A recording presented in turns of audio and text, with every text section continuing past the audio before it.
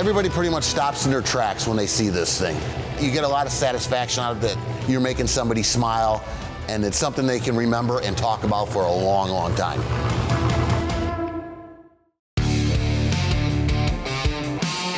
When I first saw this car, it was in a barn. It was actually better looking than what I thought it was going to be.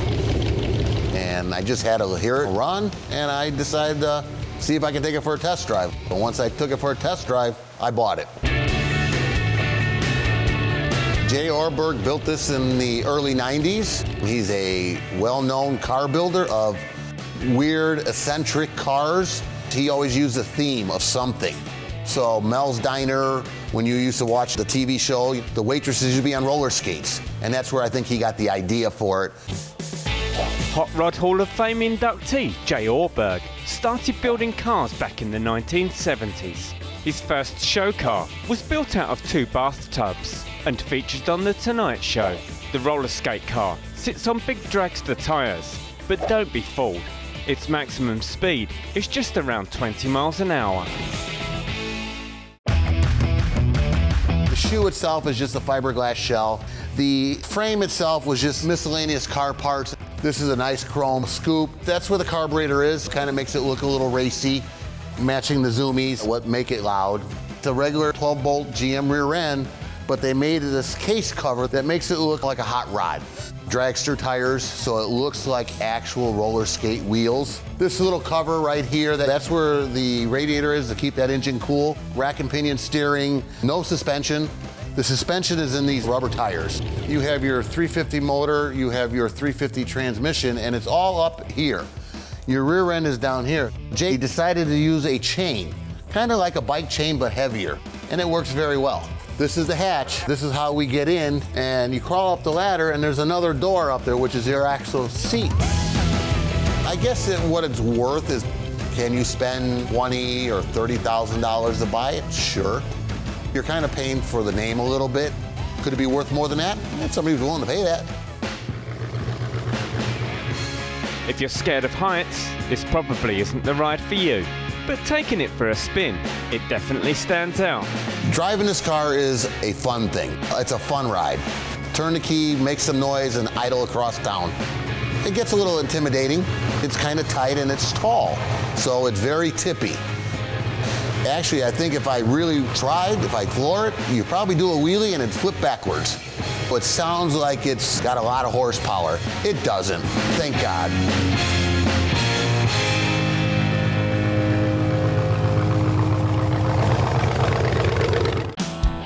Our client came to us with a problem. They said, we've got 2 school buses, but only 1 parking space. Can you help us? We're like, yes, we can. This topsy-turvy school bus is the handiwork of art car fabricators, the Mutant Brothers. Oh, it's 24 feet long, and it's 13 feet 1 inch high. Right. And it's 14,700 pounds. I'd say right now the top speed's about 50. But ooh, man, that's downhill with a tailwind. It was a commission from environmental agency Hazan. It runs on biodiesel, has a solar panel array, and is used as a mobile classroom.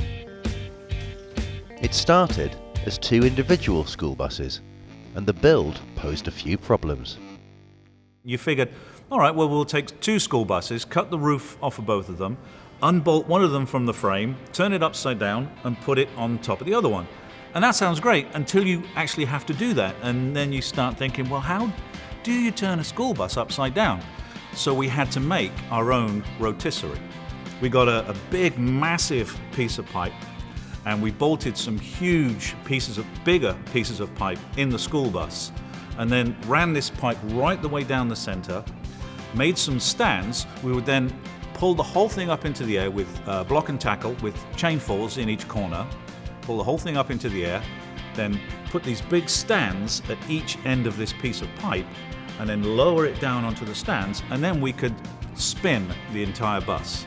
scariest thing I've ever done at work. It's pretty nerve-wracking. It was.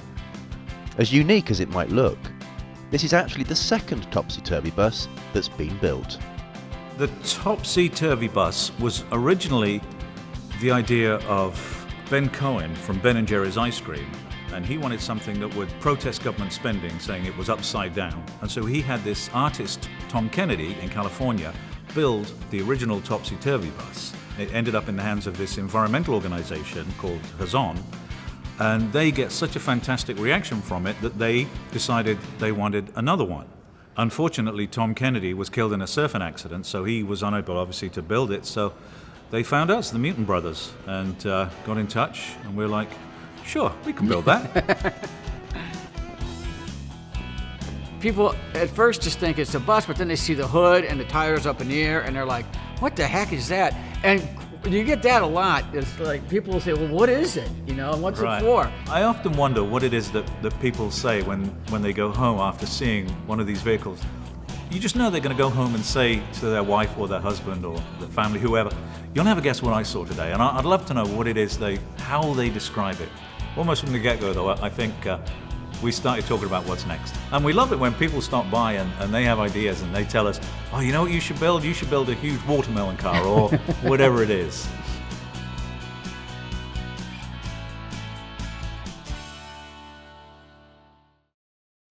I've never seen anything like this before. Can we touch it? Sure you can.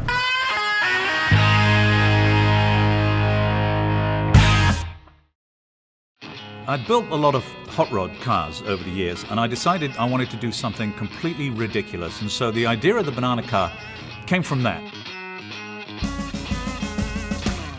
I was in a gas station, and there was a bowl of fruit as I'm standing in line right next to where I was, and on top was a banana that ran fairly straight and curved at the back, and I picked it up and I'm looking at it, and I'm studying this, and I'm picturing where the wheels would go and the engine and the seats, and I picture it driving down the road and start laughing. A product of the warped minds of art car fabricators, the Mutant Brothers. The fully road legal Big Banana car is a regular sight on the streets of Michigan.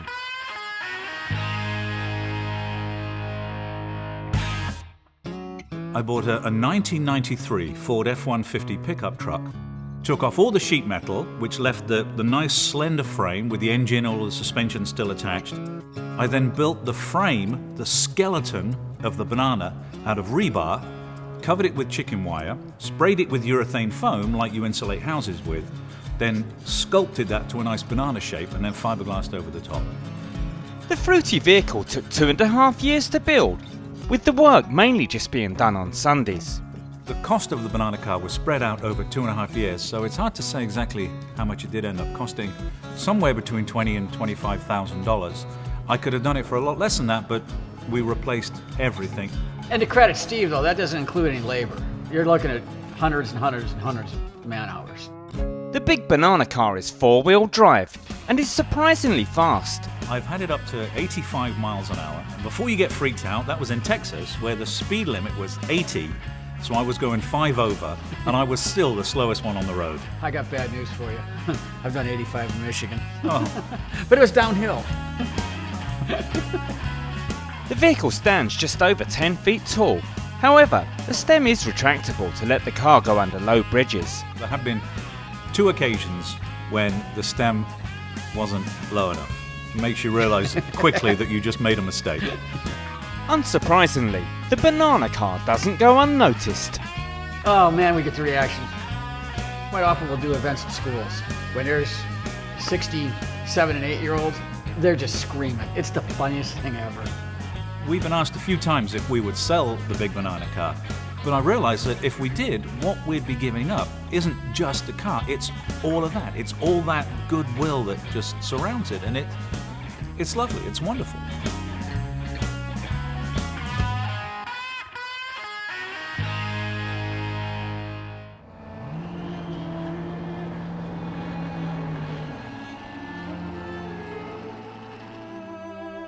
One man who could never be described as likely to be late for his own funeral is Arnie Toman.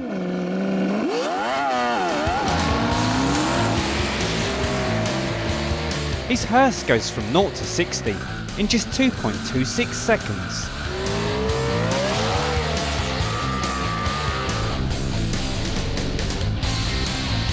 I built and drive the world's fastest hearse. There is no other hearse in the world built to this level of performance.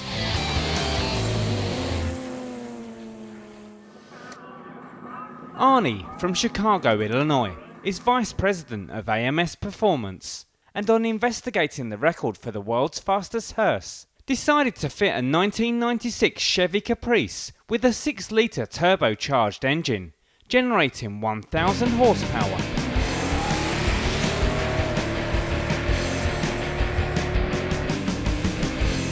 We've broken and currently hold many records for the different platforms we work on. But if you're not into that kind of car, it really doesn't mean that much. I was looking to hold a record that anyone could relate to. Something you could tell your mom about and she would understand. When Arnie started his project in 2009, the record was 13.72 seconds to cover quarter of a mile. While the build was in progress, a Transylvanian hearse took a new record of 11.6 seconds in 2010. So when Arnie's car, named Madness, after his favourite Iron Maiden song, Can I Play With Madness, made it to the track, it had a lot of work to do.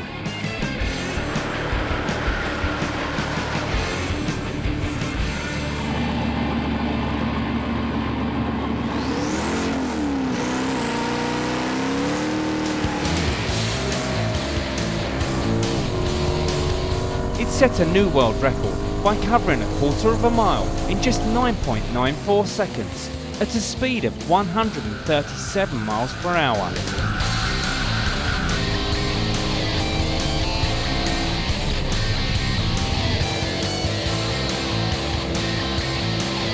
But for Arnie, this isn't quite fast enough.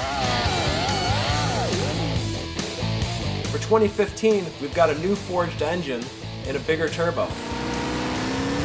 The car is now making 1,300 horsepower, so I plan to make this record even harder to beat.